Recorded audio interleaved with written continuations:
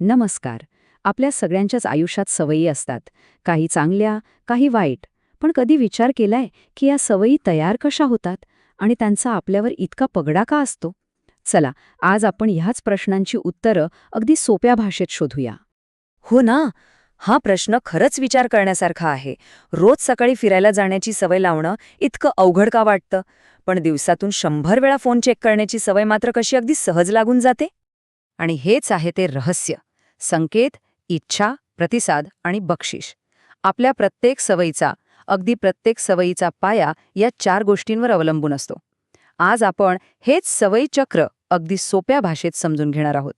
तर आजच्या चर्चेत आपण काय काय बघणार आहोत? सगळ्यात आधी हे सवय चक्र म्हणजे नेमकं काय आहे ते पाहू.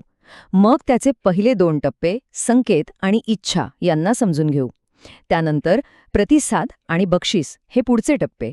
आणि हो, सगळ्यात शेवटी यशासाठीचे 4 सोपे नियमसुद्धा बघणार आहोत. चला तर मग थेट सुरुवातच करूया आणि सवयींच्या मागचं विज्ञान जाणून घेऊया. पाहूया त्या आपल्या मेंदूत नक्की कशा तयार होतात. आणि ही गोष्ट लक्षात घेणं खूप महत्वाचे माहितीये का?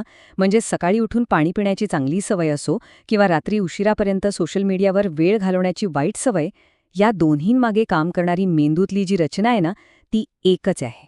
हे आहेत ते 4 टप्पे: संकेत, इच्छा, प्रतिसाद आणि बक्षीस.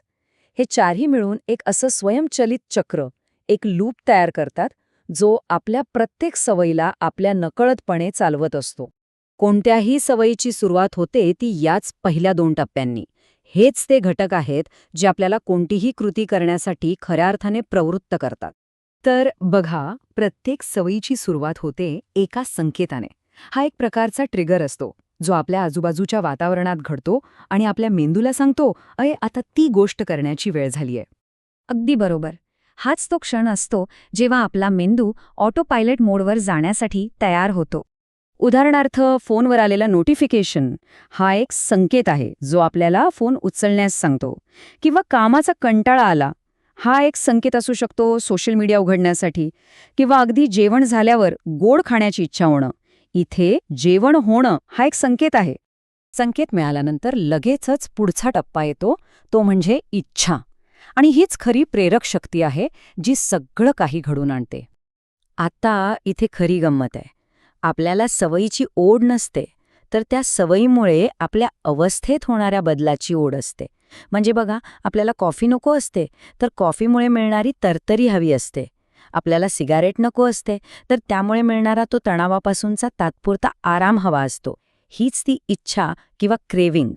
थोडक्यात सांगायचं झालं तर संकेत आपल्याला त्या बक्षिसाची आठवण करून देतो आणि इच्छा आपल्याला ते बक्षीस मिळवण्यासाठी कृती करायला भाग पाडते.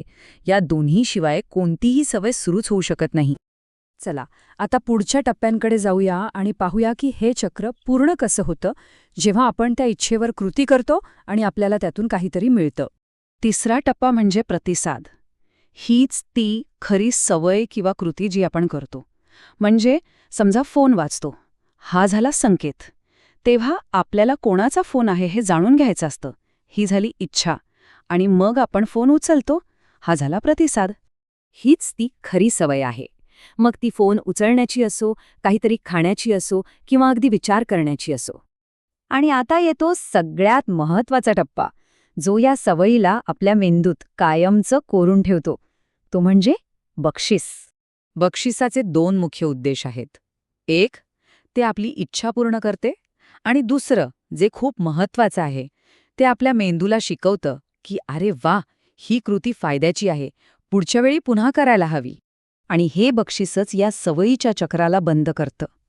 जेव्हा मेंदूला बक्षीस मिळतं, तेव्हा तो संकेत, इच्छा आणि प्रतिसाद यांच्यातला संबंध आणखी घट्ट करतो. आणि म्हणूनच सवयी आपोआप घडतात. आता प्रश्न हा आहे की या चक्राचा वापर आपल्या फायद्यासाठी कसा करायचा? चला तर मग पाहूया. आता आपल्याला हे चक्र कसं काम करतं हे समजलं आहे.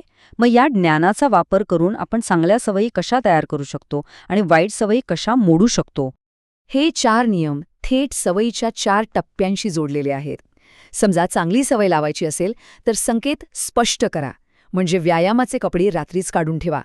इच्छा आकर्षक बनवा, म्हणजे आवडतं संगीत लावून व्यायाम करा. प्रतिसाद सोपा करा, म्हणजे सुरुवातीला फक्त 10 मिनिटं व्यायाम करा. आणि बक्षीस समाधानकारक बनवा, म्हणजे व्यायामानंतर स्वतःला थोडा वेळ आराम द्या. ही चौकट खूपच प्रभावी आहे. आणि गंमत म्हणजे ह्याच चौकटीला उलटं वापरून वाईट सवयी मोडता येतात. म्हणजे संकेत अस्पष्ट करा, इच्छा अनाकर्षक बनवा, कृती कठीण करा आणि बक्षीस असमाधानकारक बनवा. तर सारांश हाच आहे, या 4 टप्प्यांना समजून घ्या आणि त्यांच्यावर नियंत्रण मिळवा. हीच यशाची सवय आहे. ह्या संपूर्ण प्रक्रियेचं हेच सार आहे. आणि हे नेहमी लक्षात ठेवायला हवं. रोज केलेला एक छोटासा बदल, एक अगदी छोटीशी सवय कालांतराने खूप मोठे आणि सकारात्मक परिणाम घडवून आणू शकते. तर मग प्रश्न हा आहे की आज आपण स्वतःसाठी कोणती छोटी सवय लावणार आहोत?